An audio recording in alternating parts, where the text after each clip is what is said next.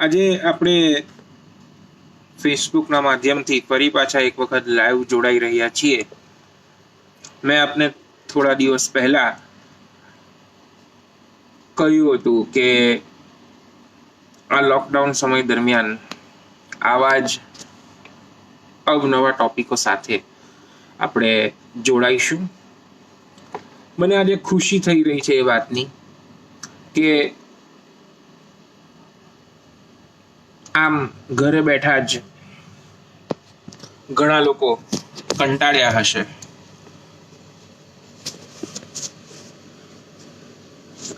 આપણે સૌ જાણીએ છીએ કે નેચર અને વાઇલ્ડ લાઈફની જો વાત કરવાનો પ્રયત્ન કરીએ તો કદાચ દિવસો શું, મહિનાઓ શું, વર્ષો પણ આપણને ઓછા પડે.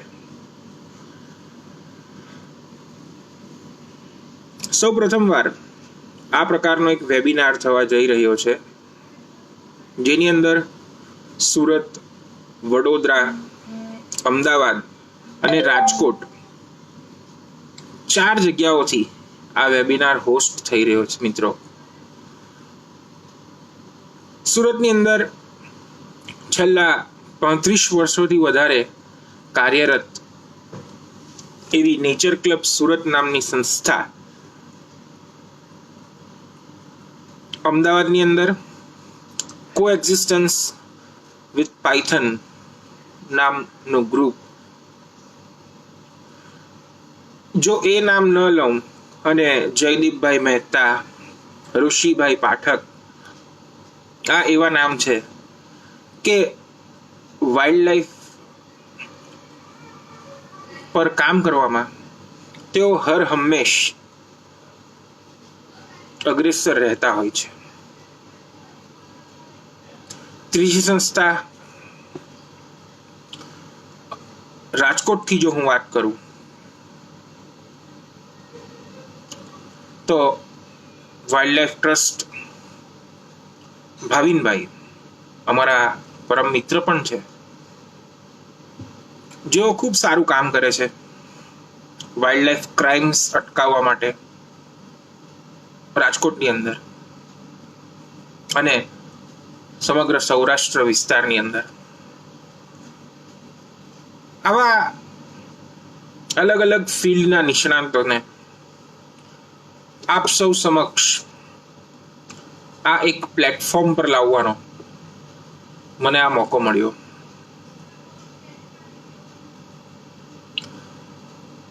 મિત્રો, આ લોકડાઉનના પીરિયડમાં COVID-19 દરમિયાન આપણે સૌ ઘરે રહીએ છીએ. ઘરે રહી અને કંટાળતા હોઈએ છીએ. આ રીતે જ એક દિવસ હું પણ કંટાળી રહ્યો હતો અને મારા મિત્ર એવા ઋષિ પાઠક જોડે મારી વાત થઈ. મેં આમ જ અનાયાસે એને ફોન કર્યો, કેમ છો? એને મને કહ્યું મજામાં છું, અને ધીરે ધીરે અમારી વાતનો દોર આગળ વધ્યો. આ વાત આજે આ ફેસબુક લાઈવ સેશન અને 3 અલગ અલગ સંસ્થાઓને કો હોસ્ટ બનાવીને આગળ વધવા જઈ રહ્યું છે. મિત્રો, અમારું આ લાઈવ સેશન કરવા પાછળનો એકમાત્ર ઉદ્દેશ્ય એ છે કે આ લોકડાઉનની પરિસ્થિતિમાં પણ આપણે સૌ રેસ્ક્યુઅર્સ, આપણા સૌ વાઇલ્ડ લાઈફર મિત્રો ઘણા બધા કોલ્સ અટેન્ડ કરે છે, જેમાં અલગ અલગ પ્રકારના પક્ષીઓ, પ્રાણીઓ ને બચાવવાની કામગીરી દરેક અલગ અલગ સંસ્થાઓ દ્વારા કરવામાં આવે છે. જો હું સુરતની વાત કરું તો નેચર ક્લબ સુરત દ્વારા ખૂબ સરસ મજાનું એક બીડું ઝડપી લેવામાં આવ્યું છે કે આપણા જે કમ્યુનિટી એનિમલ્સ હોય, સ્ટ્રે ડોગ્સ, સ્ટ્રે કેટ્સ, તેઓને ભોજન આપવા માટે નેચર ક્લબના સ્વયંસેવકો તેમજ એની ટીમ આખા સુરત શહેરભરમાં ફરી વળે છે અને એ વસ્તુ ચોક્કસ તકેદારી રાખે છે કે કોઈ પણ જીવ, કોઈ પણ પ્રાણી ભૂખ્યું ન સૂવે. મિત્રો, આ જે માનવતાની મહેક આપણા જેવા અલગ અલગ મિત્રો જે મહેકાવી રહ્યા છે અલગ અલગ શહેરોની અંદર, તો આ વેબિનાર સિરીઝ પાછળનો આ એકમાત્ર ઉદ્દેશ્ય છે કે આ સમય દરમિયાન, આ કઠિન સમય દરમિયાન વિવિધ વિષયો પર સાચું, સારું અને સચોટ માર્ગદર્શન આપણે સૌને મળી રહે. નિષ્ણાંતો દ્વારા એમના કાર્યોનો જે વર્ષોનો અનુભવ હોય એ અનુભવ મારા રેસ્ક્યુઅર્સ મિત્રો સાથે એ લોકો શેર કરી શકે. તે ઉપરાંત જો હું વાત કરું તો અલગ અલગ શહેરોની અંદર અલગ અલગ ચેલેન્જીસ આપણે સૌ ફેસ કરતા હોઈશું. તો આ અલગ અલગ ચેલેન્જીસને કઈ રીતે ઓવરકમ કરવી, એટલે કે આ અલગ અલગ ચેલેન્જીસની સામે પડકાર શું આપવો, કઈ રીતે સક્સેસફુલી એમાંથી આગળ નીકળવું, આવા અલગ અલગ વિચારો અને આ હેતુસર આપણે સૌ આ વેબિનારની સિરીઝ કરવા જઈ રહ્યા છે. મિત્રો, હું એ કહેવા ઈચ્છીશ કે આજનો સેશન એક ઇન્ટ્રોડક્ટરી સેશન છે, જેની અંદર આવનારા 7 થી 8 દિવસોમાં થનાર કાર્યક્રમ પર થોડી ઘણી રૂપરેખા વિશે ચર્ચા કરવાનો મને અવસર પ્રાપ્ત થયો છે. આજે હું અભિવ્યાસ સુરતથી, નેચર ક્લબ સુરતમાંથી આપ સૌની સાથે વાત કરી રહ્યો છું. એક ઇન્ટ્રોડક્ટરી સેશનમાં આપણે આગળ વધી રહ્યા છીએ. આવતીકાલે અમદાવાદથી કોએક્ઝિસ્ટન્સ વિથ પાયથન્સ માંથી જયદીપભાઈ મહેતા એમનો ટોપિક લઈ આપની સમક્ષ આવશે. ત્યારબાદ મયુરભાઈ વરિયા તેમની સાથે એમના કલીગ, માફ કરજો હું કલીગ તો ન કહી શકું, પરંતુ ગુજરાત ખાતે એક નામાંકિત એવું નામ, જેઓએ પતંગિયા પર ખૂબ મોટી સિદ્ધિ પ્રાપ્ત કરી છે. ગુજરાતભરમાં તેઓ ફર્યા છે, પતંગિયાઓ પર અલગ અલગ પ્રકારનો રિસર્ચ કર્યો છે અને ખૂબ આગવી ઓળખ ધરાવે છે. ત્યારબાદ જો આપણે વાત કરીએ તો સ્નેક બાઇટ મિટિગેશન, એટલે કે જો કોઈકને સર્પદંશ થાય અથવા તો સર્પદંશ ન થાય એના માટે શું તકેદારીના પગલાં લેવા જોઈએ, તે વિશે સોહમભાઈ મુખર્જીનું આપણે એક સેશન પ્લાન કર્યું છે. અત્યારે કોવિડ-19 આપણે સૌ જાણીએ છીએ અને કોવિડ-19ની અંતર્ગત જે એવું કહેવાય છે કે ચામડચીડિયા દ્વારા ફેલાયેલો આ રોગ, તો બ્રિંકીબેન દેસાઈ જેઓ પણ પોતાનું ગુજરાત ખાતે ખૂબ નામના એમને મળેલ છે અને ચામડચીડિયા પર ખૂબ વર્ક કરેલ છે એવા બ્રિંકીબેન દેસાઈ પણ ત્યારબાદ આપણી સાથે જોડાશે. પછી જો હું વાત કરું તો ભારતમાં જોવા મળતા 4 ઝેરી સાપ, બિગ 4 મેપિંગ પર જેને ખૂબ મોટું કામ કર્યું છે એવા ભાઈ શ્રી જોસ લુઈસ. મિત્રો, તમને એમ થતું હશે કે આ મહાનુભાવોના નામ શું હું માત્ર એમનેમ લઈ રહ્યો છું? ના, આ તમામ મહાનુભાવો પણ આપણી જ જેમ એટલા બધા સેવાકીય રીતે સંનિષ્ઠ પ્રયાસ કરી રહ્યા છે કે આપણે અને આપણા જે રેસ્ક્યુઅર મિત્રો છે એઓને કોઈ પ્રકારની તકલીફ ના પડે, એ લોકોનું સાચું, સારું અને સચોટ જ્ઞાન મળે. અને ત્યારબાદ પણ હજી ઘણા મિત્રો જોડે અમારી વાર્તાલાપ ચાલુ છે. જો આપનો આ જ રીતનો સાથ સહકાર રોજ મળતો રહ્યો તો જો કદાચ લોકડાઉન જ્યાં સુધી ન ખુલે એટલે કે 3 મે સુધી આ રીતે જ આપણે રોજ સાંજે 6 થી 7 ફેસબુકના માધ્યમથી ભેગા થતા રહીશું અને નવા નવા ટોપિક્સ પર નવા નવા વ્યક્તિઓ સાથે આ માહિતીની આપલેનો જે પ્રોગ્રામ આપણે આજથી ચાલુ કર્યો છે એ પ્રોગ્રામની અંદર આપણે આગળ વધતા રહીશું. મિત્રો, હમણાં મને ખૂબ આનંદ થાય છે કહેતા કે છેલ્લા 2-3 દિવસ પહેલા જ્યારે હું આપણા નેચર ક્લબ સુરતના ફેસબુક પેજથી લાઈવ થયો હતો ત્યારે મેં વાત કરી હતી આ અતિશય ગરમી વિશે.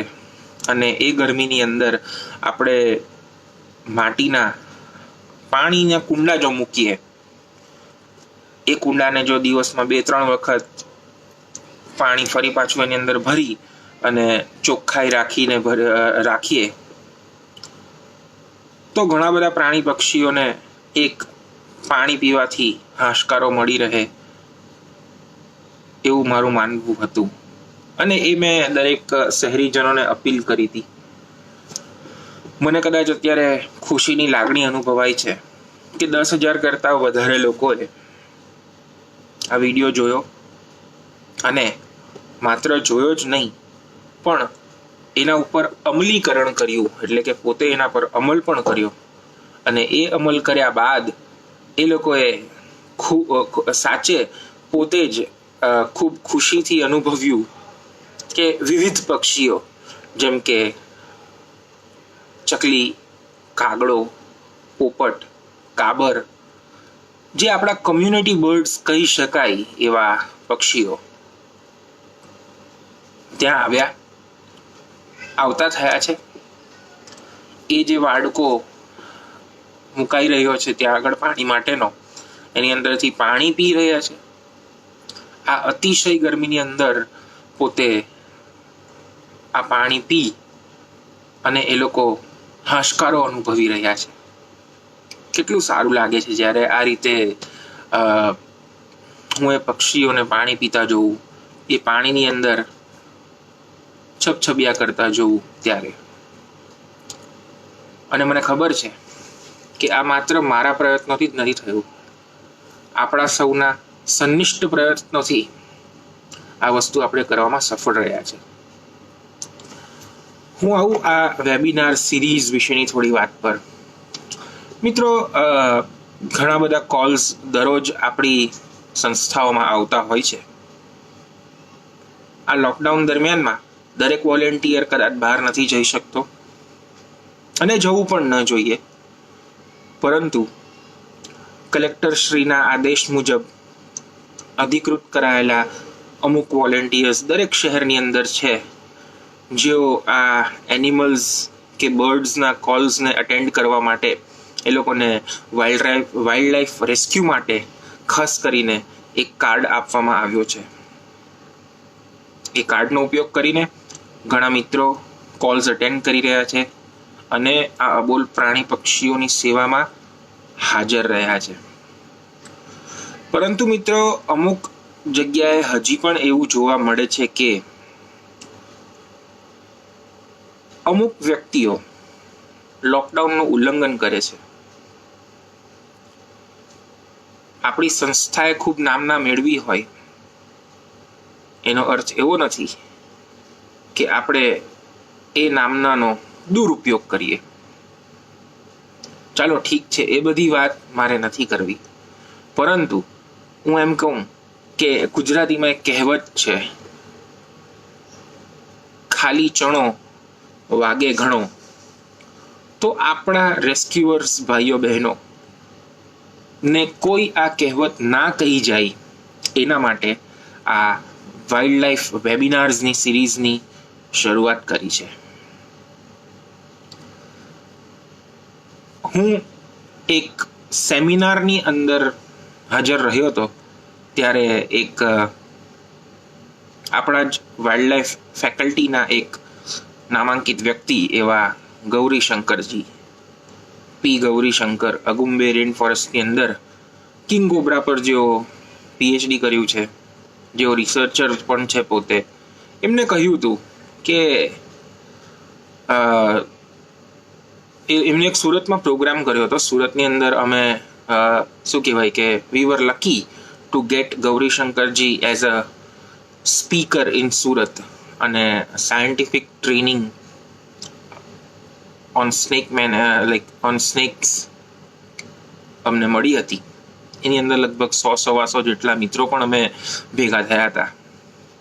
ત્યારે એમની એક વાત મને ખૂબ સ્પર્શી ગઈ હતી, જે હજી પણ મને યાદ આવે છે. એમને એક પ્રશ્ન પૂછ્યો હતો કે તમે સાપની ઓળખ કઈ રીતે કરો? રેસ્ક્યુઅરમાં બેઠેલા એકાદ ભાઈએ આંગળી ઊંચી કરી પ્રશ્નનો જવાબ આપ્યો, સાહેબ કલર પરથી. અને એમને હસતા હસતા કહ્યું હતું કે જો તમે કલર પરથી સાપ ઓળખવાની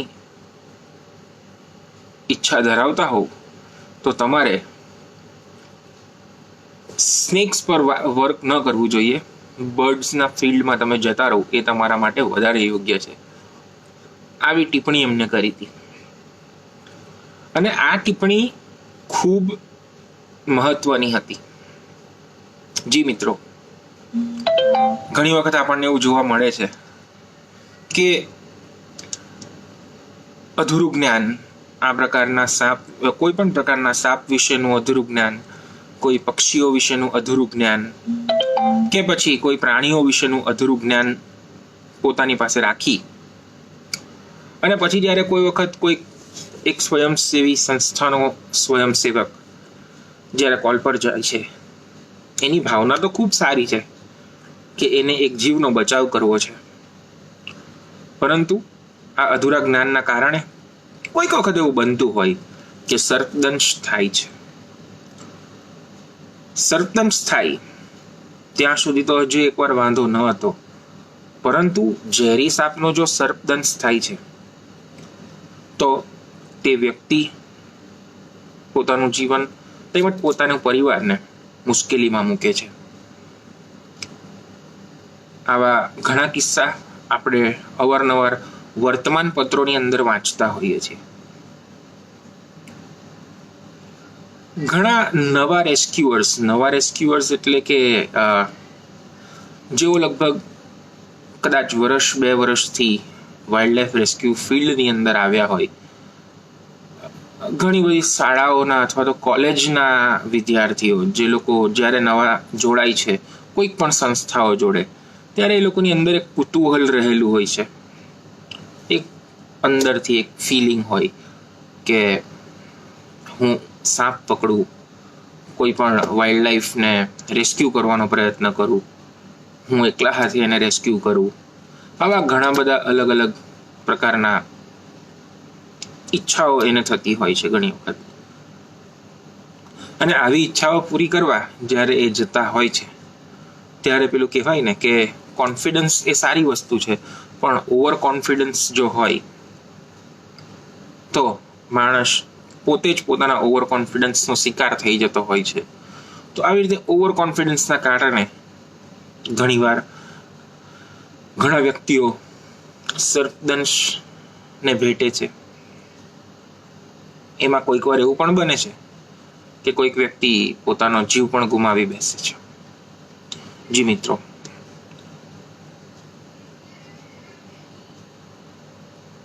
અમને વર્ષો પહેલા જ્યારે અમારા એક ટ્રેનર, હું એમને યાદ કરું તો, જે અત્યારે ભલે આપણી વચ્ચે ઉપસ્થિત નથી, પર દરેક રેસ્ક્યુઅર કદાચ એમને ઓળખતો હશે, વડોદરાથી સ્નેહલબેન ભટ્ટ જી, સ્નેહલબેન, હું લકી છું કે હું એમને મળ્યો છું.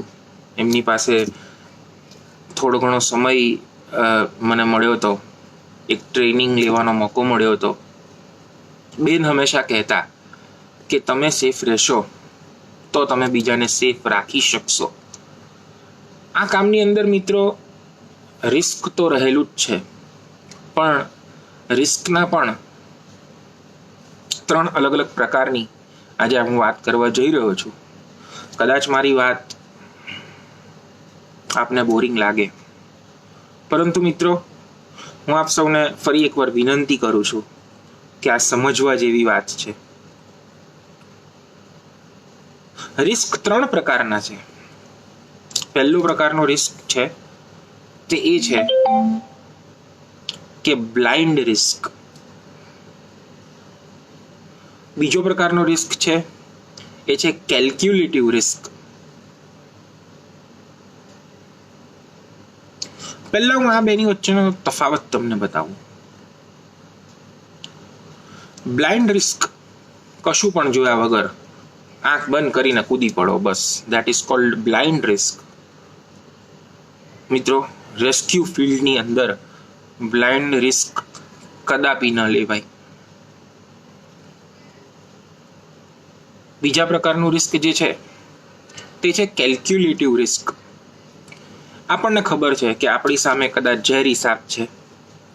એ ઝેરી સાપને જ્યારે આપણે પકડવાનો છે અથવા તો એને યોગ્ય રીતે હેન્ડલ કરવાનો છે, પકડવાનો તો નહીં પણ કોઈકનો જીવ પણ બચાવવાનો છે, તો એના માટે ચોક્કસ સાધનોનો ઉપયોગ કરી ચોક્કસ રીતે જો આપણે એ સાપને પકડવાનો પ્રયત્ન કરીએ, પ્રોપર એપેરેટસ એટલે કે ટોંગ, યુ, સ્નેક બેગ, આવી બધી વસ્તુઓ કે જે યોગ્ય સાધન જેને કહી શકાય એનો ઉપયોગ કરીને જો આપણે આ સાપને પકડીએ તો આ એક પ્રકારનું આપણું કેલ્ક્યુલેટિવ રિસ્ક છે જે આપણે લઈ શકીએ. અને ત્રીજું જે રિસ્કની હું વાત કરતો હતો તે છે નેસેસરી રિસ્ક. નેસેસરી રિસ્ક એટલે કે આપણે જાણીએ છીએ, આપણે કોલ પર છીએ, આપણી પાસે કદાચ ચોક્કસ એપરેટસ કે સાધન નથી,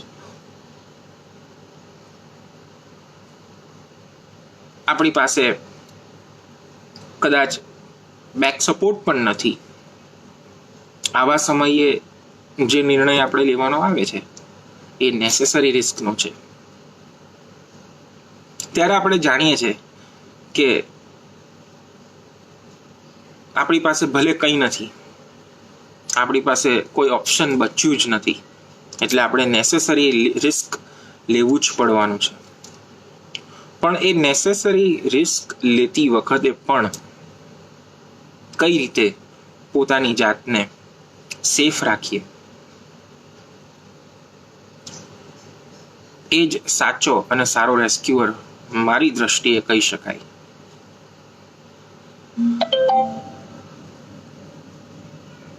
મિત્રો, ઘણી વખત આપણે અત્યારે COVID-19ની અંદર હું જોઉં છું કે ઘણા લોકો ફોન કરે છે, સાહેબ અમારે ત્યાં સાપ નીકળ્યો છે, સાહેબ અમારે ત્યાં કૂતરું ઘાયલ થયું છે, સાહેબ અમારે ત્યાં ગાય ઘાયલ થઈ છે. સરકારશ્રીના ઘણા બધા પ્રયત્નો સરકારશ્રી તરફથી પણ કરવામાં આવી રહ્યા છે, વન વિભાગ તરફથી પણ કરવામાં આવી રહ્યા છે, પશુપાલન વિભાગ તરફથી પણ કરવામાં આવી રહ્યા છે. આવા સમયમાં મિત્રો, રેસ્ક્યુઅર્સ તરીકે આપણી એક જવાબદારી એ બનતી હોય છે કે આપણે આ તમામ સરકારી લોકોની સાથે ખભેથી ખભા મિલાવી એ લોકોના કામની અંદર મદદરૂપ થઈએ, નહીં કે એ લોકો માટે અડચણરૂપ થઈએ.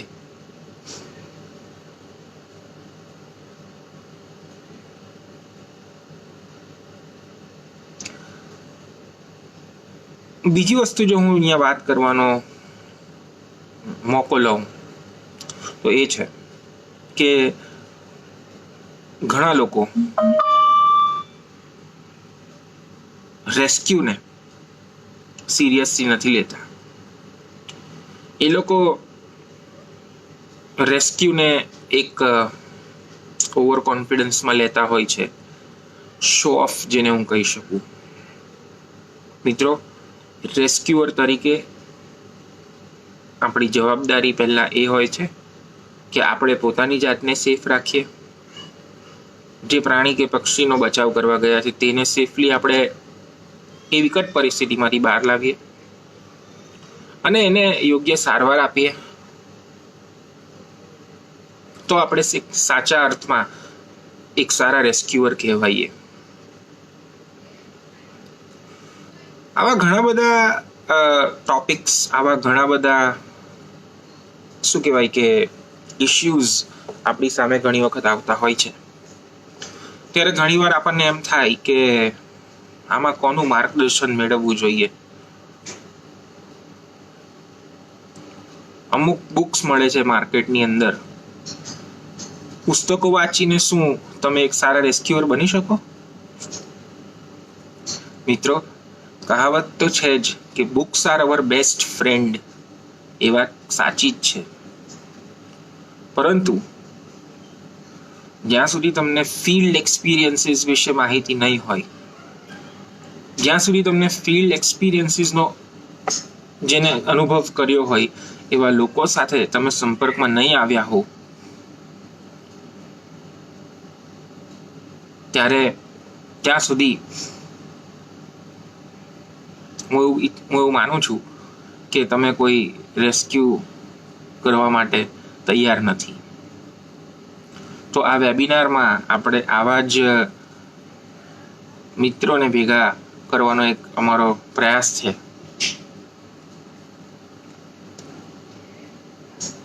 જેઓ પોતપોતાના ફિલ્ડમાં, હું કદાચ નિષ્ણાંત કહું તો ખોટું નથી, જેઓ પોતપોતાના શહેરમાં એક પોતાની આગવી ઓળખ ધરાવે છે, પોતપોતાના રાજ્યમાં ઓળખ ધરાવે છે, પોતપોતાના શું કહેવાય કે ફિલ્ડમાં પોતાનું નામ ધરાવે છે, એવા મિત્રોની સાથે મળી આ એક નોલેજ સિરીઝનું અમે આજથી શરૂઆત કરી છે.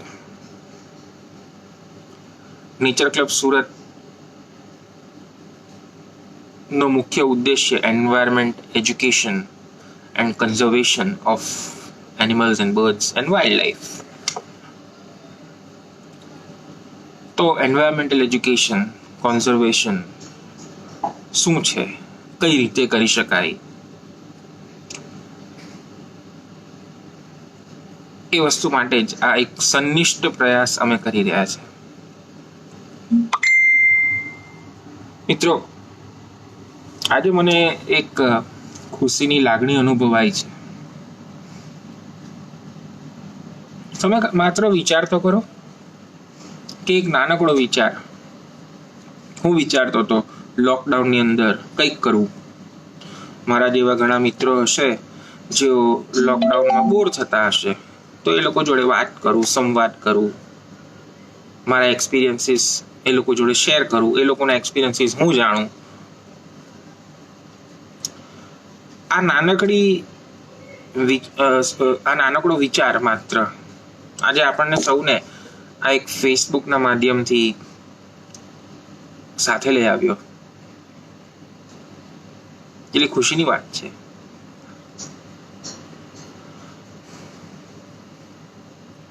ફરી એકવાર આજે વેબિનારની સિરીઝ આપણે જે ચાલુ કરી છે તે વિશે એક નાનકડી માહિતી આપી દઉં કે રોજ સાંજે 6 થી 7 આપણે સૌ ફેસબુક લાઈવના માધ્યમથી આ રીતે જ આવનારા દિવસોમાં ભેગા થઈશું. રોજ નવા ફિલ્ડ એક્સપર્ટ્સ જોડે ચર્ચા વિચારણાઓ કરશું. રોજ કંઈક ને કંઈક નવા પ્રાણી પક્ષી વિશે બને એટલું વધારે જ્ઞાન મેળવવાનો પ્રયાસ કરશું.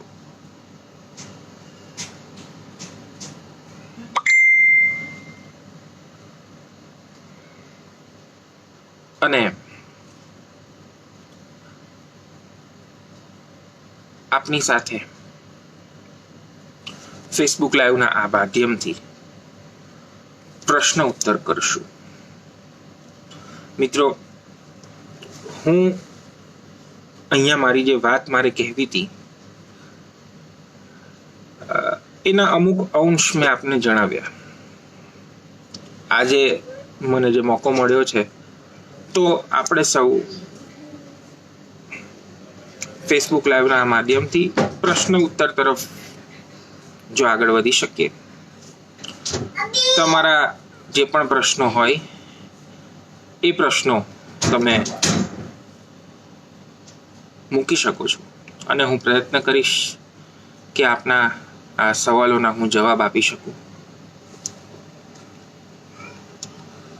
અત્યારે આપણી સાથે ઘણા બધા મિત્રો જોડાયા છે. હિરેનભાઈ પટેલ, જયદીપભાઈ મહેતા, યોગેશભાઈ પટેલ સાહેબ, ગોલ્ડીભાઈ ગાંધી, બિપિનભાઈ ભંડારી, કૃણાલભાઈ ત્રિવેદી, કુલદીપભાઈ ચૌહાણ, સૌને નમસ્કાર. જયેશકુમાર વાઘેલા, કરણભાઈ પટેલ, મયુરભાઈ વરિયા, જેઓ પરમ દિવસે આપણને બટરફ્લાય વિશે ખૂબ સારી માહિતી આપવા જઈ રહ્યા છે. દિનેશભાઈ ખૂંટ,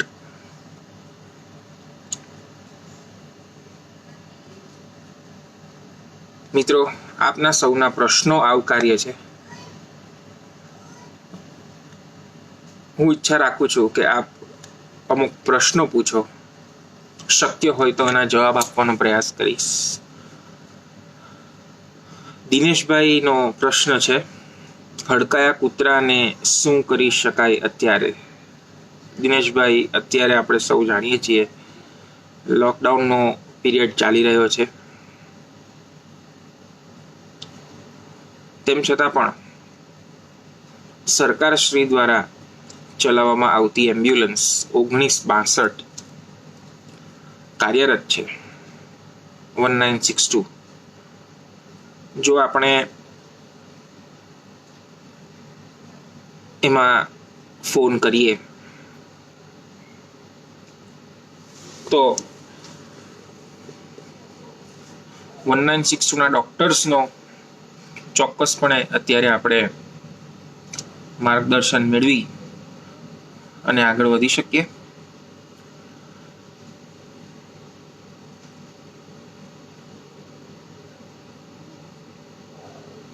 બીજા એક મિત્રનો પ્રશ્ન છે,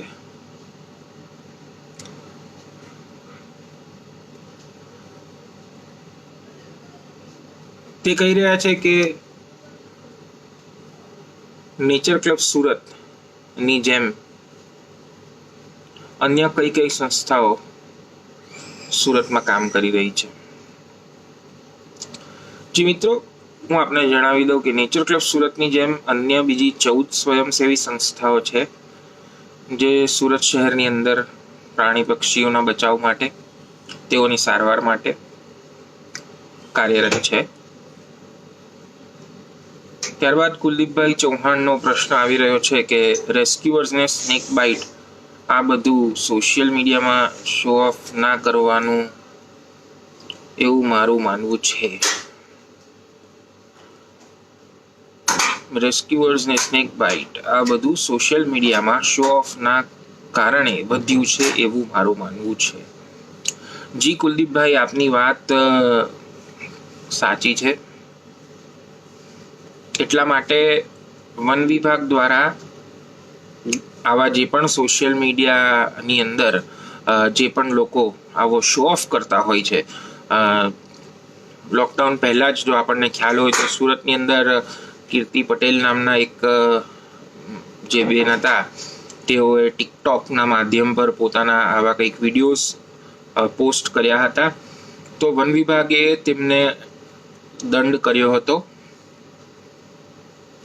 એટલે જ્યારે પણ વન વિભાગની સમક્ષ આ પ્રકારના કોઈ પણ કેસીસ આવતા હોય છે ત્યારે તેઓ ચોક્કસપણે એના પર કાર્યવાહી કરતા હોય છે. આપની વાત ખૂબ સાચી છે કે રેસ્ક્યુઅર્સને સ્નેક બાઇટ જે થાય છે એ કદાચ શો ઓફ કરવા જતા હોય અને એમાં જ થતી હોય છે, પણ દરેક વખતે એવું નથી હોતું. ઘણીવાર એવું કહેવાય છે કે પેલું કહીએ ને કે કદાચ 100 વખત એક્સપિરિયન્સ વાળો વ્યક્તિ પણ 101મી વખત કોઈક નાની એવી બાબતે થાપ ખાઈ જતો હોય તો એવું બની શકે છે. જરૂરી નથી કે માત્ર શો ઓફથી જ, પરંતુ ઘણીવાર એવું બનતું હોય છે કે કોઈક નાની ચૂક રહી જવાના કારણે પણ રેસ્ક્યુઅર્સને સ્નેક બાઇટ થતી હોય છે. વન વિભાગની સમક્ષ જ્યારે પણ આવા મુદ્દાઓ આપણે લાવતા હોઈએ છીએ ત્યારે વન વિભાગ હંમેશા ચોક્કસપણે આવા લોકોને ડામવા માટે હંમેશા એ લોકોની વિરુદ્ધ કેસ કરે છે, એ લોકો પાસે દંડ વસૂલવામાં આવે છે અને યોગ્ય જોગવાઈઓ કરવામાં આવે છે. બીજી જો હું વાત કરું તો જ્યારે પણ આ પ્રમાણે અલગ અલગ રેસ્ક્યુઅર્સની વાત હોય, જ્યારે પણ આ પ્રમાણે અલગ અલગ સંસ્થાઓની વાત હોય, અહીંયા મારા મનમાં એ વાત આવી રહી છે કે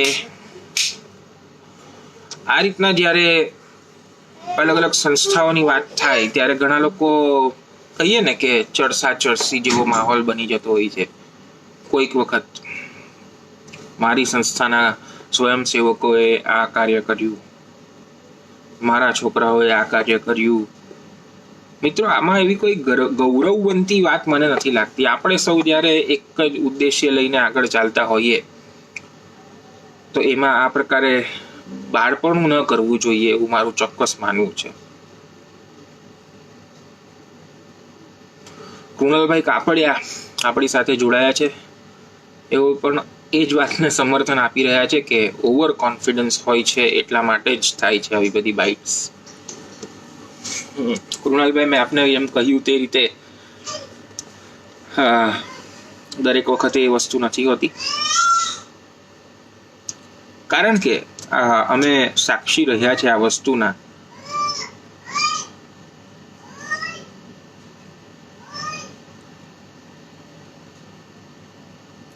ત્યારબાદ આપણી સાથે જોડાઈ રહ્યા છે વિરેન્દ્રસિંહજી. તેઓનું પણ એવું જ માનવું છે. મિત્રો, હું આપના પ્રશ્નો આવકારીશ. જે પણ મિત્રો આપણી સાથે, ઘણા મિત્રો ઓનલાઈન અત્યારે જોડાઈ રહ્યા છે, મહેરબાની કરી તમારો પ્રશ્ન જે પણ હોય એ કોમેન્ટ બોક્સમાં નીચે મૂકી શકો.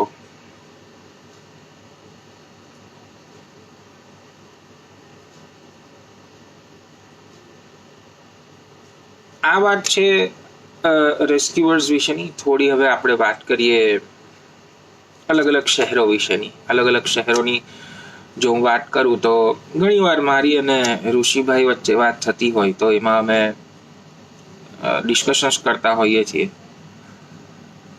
કે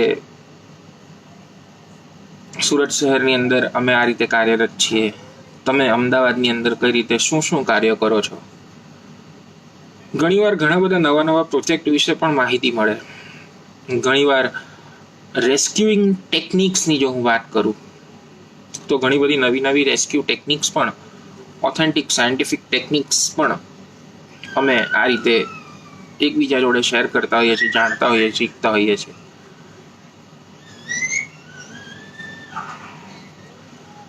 જયેશકુમાર વાઘેલા સાહેબનો એક પ્રશ્ન છે કે હાલ ગુજરાતમાં વન્યજીવ અપરાધ માટેના કાર્ય વિશે માહિતી આપશો. જી, એના માટે આપણે ચોક્કસ એક સેશન રાખવા જઈ રહ્યા છે. જે સેશનની અંદર વન્યજીવના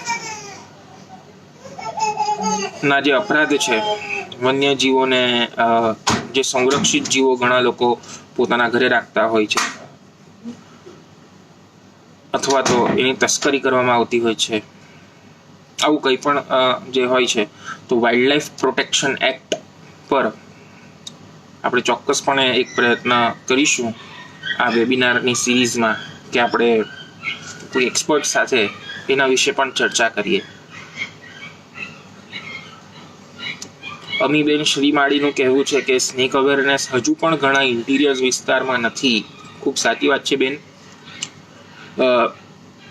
એટલા માટે જ આ એક માધ્યમ કદાચ આપણે એમ કહી શકીએ, એટલા માટે જ કદાચ આ એક માધ્યમથી આપણે ભેગા થયા છીએ કે આપણે જે રેસ્ક્યુ ફિલ્ડથી જોડાયેલા વ્યક્તિઓ છે તો એવા રેસ્ક્યુઅર્સ પોતાની એક નૈતિક ફરજ સમજી શહેર અને તેની આજુબાજુના વિસ્તારોની અંદર, ઇન્ટિરિયર વિસ્તારોની અંદર, અંતરિયાળ વિસ્તારો, ગ્રામ્ય વિસ્તારોની અંદર, સુરતની જો હું વાત કરું તો નેચર ક્લબ સુરતની અંદર તો ઘણા બધા આવા વિસ્તારોમાં કાર્યરત છે જ. અમારા ઘણા વોલેન્ટિયર્સ છે જે લોકો સુરત અને આજુબાજુના વિસ્તારોમાં જઈ લોકોની અંદર એક અવેરનેસ ફેલાવવાનું કાર્ય કરે જ છે. લોકોને માહિતી આપવાનો કાર્યક્રમ હંમેશા એ લોકો રાખતા હોય છે કે ગામના કદાચ 20, 25, 50 યુવાનોને ભેગા કરીને એ લોકોને સાચી માર્ગદર્શન આપે વસ્તુઓ વિશેનું. ગ્રામ્ય વિસ્તારમાં એક વસ્તુ અમે જોઈ છે કે ઘણા લોકોને જે અંધશ્રદ્ધા રહી છે એ આજે પણ યથાવત છે. તો આવા બ્લાઇન્ડ બિલીફ્સને તોડવા માટેના પણ ઘણા પ્રયત્નો અમે કરીએ છીએ.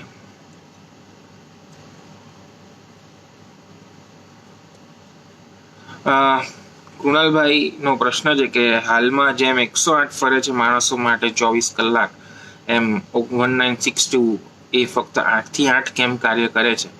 કૃણાલભાઈ, આના માટે રાજ્ય સરકારને સુરતથી, અમદાવાદથી, વડોદરાથી, રાજકોટથી ઘણી બધી અલગ અલગ સંસ્થાઓ દ્વારા, ઘણા બધા અલગ અલગ વ્યક્તિઓ દ્વારા અમે રાજ્ય સરકારશ્રીની સામે આ વાત મૂકી છે. ઉત્તરાયણ પર્વ દરમિયાન મળવાનો એક વન્ય મંત્રીજી જોડે મળવાનો મોકો મળ્યો હતો. ત્યારે તેઓએ આ જે સુવિધા રાજ્ય સરકાર દ્વારા પ્રાણી પક્ષીઓ માટે ખાસ કરીને ઊભી કરવામાં આવી છે એની માહિતી આપી હતી. ઘણીવાર એવું બનતું હોય છે, આપણે જેમ જાણીએ છીએ તે રીતે, કે ઘણા લોકોને પણ હજી 1962 વિશે માહિતી નથી. શહેરી વિસ્તારોમાં ચોક્કસ કદાચ હશે, પણ ગ્રામ્ય વિસ્તારોમાં કે અંતરિયાળ વિસ્તારોમાં હજી ઘણા લોકોને આ 1962 વિશે માહિતી નથી. તો જેમ જેમ એનો પ્રચાર પ્રસાર આગળ વધશે તેમ તેમ ચોક્કસપણે મારું એવું માનવું છે કે એ પણ એક 24 કલાક સર્વિસ તરીકે, અને અમે ઓલરેડી રજૂઆત તો કરી જ છે કે સાહેબ શક્ય હોય તો માત્ર 8 થી 8 નહીં, પરંતુ આ સર્વિસીસને પણ 24 કલાક ચાલુ રહે એવો આપણે પ્રયાસ કરીએ. આવનારા દિવસોમાં આપણે એવી આશા રાખીએ કે ચોક્કસપણે આવા સારા પરિણામો આપણને મળશે. ત્યારબાદ જો હું દિનેશભાઈનો એક પ્રશ્ન લઉં કે આજકાલ લોકો ઘરે કાચબા અને સસલા પાડે છે, ગેરકાયદેસર કહેવાય કે નહીં? જો ગેરકાયદેસર હોય તો ક્યાં કમ્પ્લેન કરીએ એ જણાવો. મિત્રો, સસલું, કાચબો કે અન્ય કોઈ પણ વન્ય જીવની જો હું વાત કરું તો પાડવાની જ્યારે વાત છે, કાચબા પાડવા એ લીગલ ઓફેન્સ છે, એ આપણે સૌ જાણીએ છીએ. જો ન ખ્યાલ હોય તો હું આપને જણાવી દઉં કે કાચબા પાડવા એક લીગલ ઓફેન્સ છે. આપણે એને પાડી ન શકીએ. આવા ઘણા બધા પ્રાણી પક્ષીઓ એવા છે જેને પાડવા પર રોક લગાવવામાં આવી છે. ઘણા વ્યક્તિઓ બચી જતા હોય છે, ઘણા વ્યક્તિઓ એમ કહેતા હોય કે આ તો એક્ઝોટિક છે, એક્ઝોટિક બર્ડ્સ અને એનિમલ્સ પર કોઈ પ્રકારનો કાયદો નથી. તો હું આપને જણાવી દઉં મિત્રો કે વાઇલ્ડ લાઈફની ઉપર જે ક્રુએલિટી કરવામાં આવે છે, wildlife cruelty act, SPCAs જે છે, society of prevention for cruelty to animals, પ્રાણી પક્ષી અત્યાચાર નિવારણ સોસાયટીનું જે રચના કરવામાં આવી છે, આ બધી સંસ્થાઓની રચના એટલા માટે જ કરવામાં આવી છે કે આવી કોઈ છટકબારીઓ શોધીને કોઈક ગુનેગારો જો છટકવાનો પ્રયત્ન કરતા હોય તો તેઓ પર કડક કાયદાનું એ લોકો પાલન કરાવી શકે. અને સસલા કાચબાની જો વાત રહી, ફરી પાછું જો એ વાત પર આવું તો ચોક્કસપણે જો કોઈકે આવી રીતે સસલા અને કાચબા પાળ્યા હોય તો આપ ક્યાંથી છો એ મને ખ્યાલ નથી, પરંતુ જો આપ સુરતથી હોવ તો આપ સુરત વન વિભાગને અથવા તો નેચર ક્લબ સુરત કે કોઈ પણ આ પ્રકારની પ્રાણી પક્ષી અત્યાચાર નિવારણ સોસાયટીની અંતર્ગત રજીસ્ટર થયેલી સંસ્થા હોય એનો આપ સંપર્ક કરી શકો છો. અમદાવાદ હો તો અમદાવાદની અંદર વાઇલ્ડ લાઈફ કેર સેન્ટરનો સંપર્ક કરી શકો છો. ઋષિભાઈ પાઠક અથવા તો જયદીપભાઈનો સંપર્ક કરી શકો. રાજકોટ છો તો ભાવિનભાઈનો સંપર્ક કરી શકો. તો આ રીતે ખૂબ સારા પ્રશ્નોનો શું કહેવાય કે મારી સામે આવી રહ્યા છે.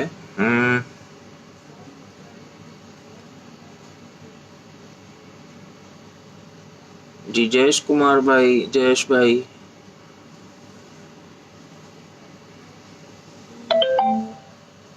ભાવનગરથી ભાઈ શ્રી અક્ષયનું કહેવું એમ છે કે ભાવનગરમાં 1962ની કોઈ પ્રકારની 1962નું કોઈ સુવિધા આપવામાં આવતી નથી.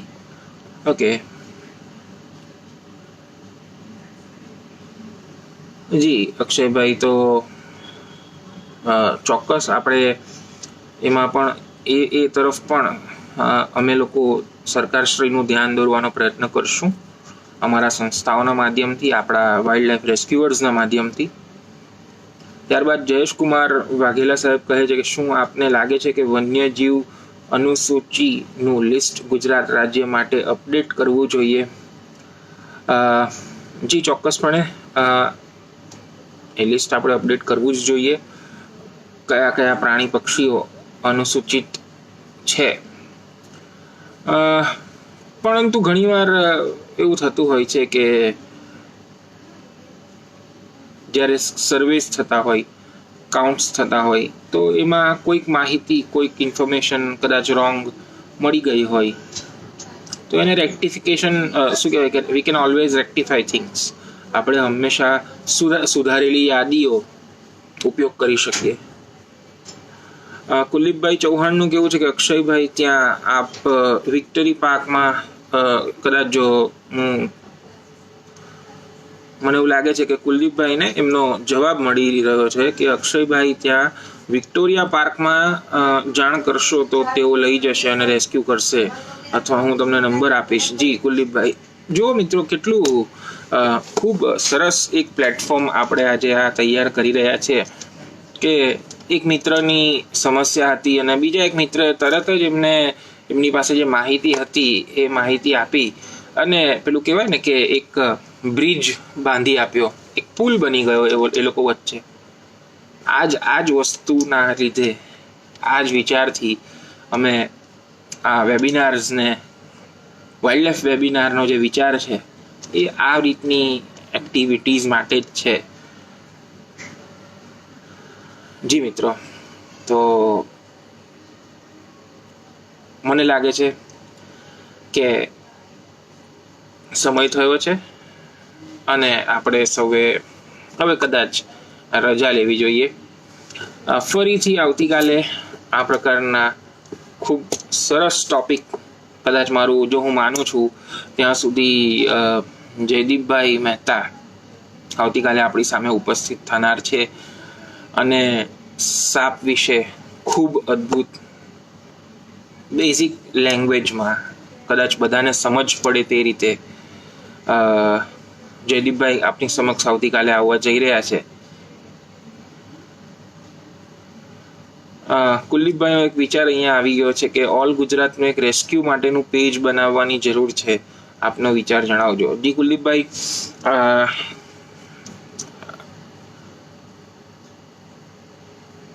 આપણે આ પ્રકારનું રેસ્ક્યુ માટે રેસ્ક્યુઅર્સનું એક પેજ તો કદાચ હું એવું કહું કે નાની વાત છે, પણ આપણે એક બહુ મોટા નેટવર્ક તરફ આગળ વધી રહ્યા છે એમ પણ હું જો કહું તો ખોટું નથી.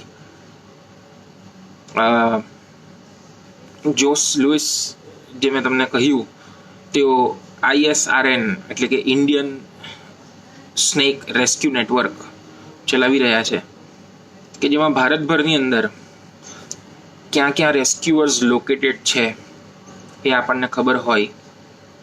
ભારતભરની અંદર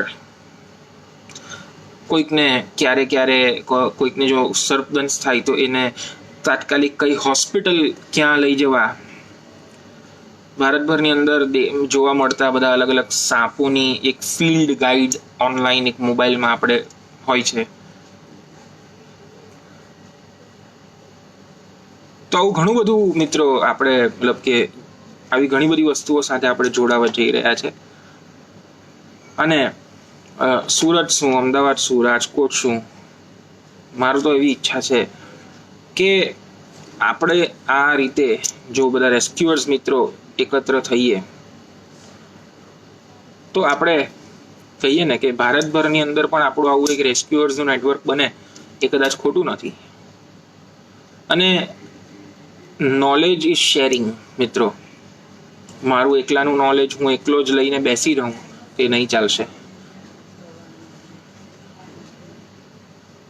શેરિંગ કરવાથી ચોક્કસપણે મને તો ફાયદો થાય જ છે, પણ મારા જેવા અન્ય ઘણા બધા રેસ્ક્યુઅર્સને પણ એનો ફાયદો થાય છે. તો મિત્રો, મને લાગી રહ્યું છે કે આજનો સમાપ્તિનો સમય નજીક આવી રહ્યો છે. આવતીકાલે ફરી પાછા જયદીપભાઈ મહેતા જોડે આપણે મળીશું. સ્નેક્સ વિશેની, રેપ્ટાઇલ્સ વિશેની ઇન્ફોર્મેશન મેળવીશું. જયદીપભાઈ એક ખૂબ સરળ વ્યક્તિ છે. એમને એક પુસ્તક પણ લખ્યું છે. જ્યારે આ વિચાર મેં મૂક્યો કે આ રીતે આપણે કંઈક વાઇલ્ડ લાઈફ વેબિનાર કરીએ તો તરત જ એમને કહ્યું કે ચોક્કસ આ વાઇલ્ડ લાઈફ વેબિનારમાં હું આપની સાથે છું. અને એમના દ્વારા જે બનાવવામાં આવેલી પુસ્તિકા છે, જેને એક ફિલ્ડ ગાઈડ તરીકે આપણે ગુજરાત લેવલ પર યુઝ કરી શકીએ એમ છીએ. ગુજરાતમાં જોવા મળતા અલગ અલગ સાપ વિશેની જે માહિતી છે, તો એ એમને ગૂગલ ફોર્મમાં એક PDF બુક તરીકે બનાવેલી છે. તો એ પણ આવતીકાલે તેઓ આપણને લિંક દ્વારા એની માહિતી આપશે. ફરી પાછા આપ સૌને ખૂબ ખૂબ અભિનંદન કે આપ આ વાઇલ્ડ લાઈફ વેબિનાર્સ નામની સિરીઝમાં અમારા સૌ સાથે જોડાયા છો. આવનારા 7 દિવસો સુધી હરરોજ સાંજે 6 થી 7 આપણે આવા જ તેજજ્ઞોને મળશું.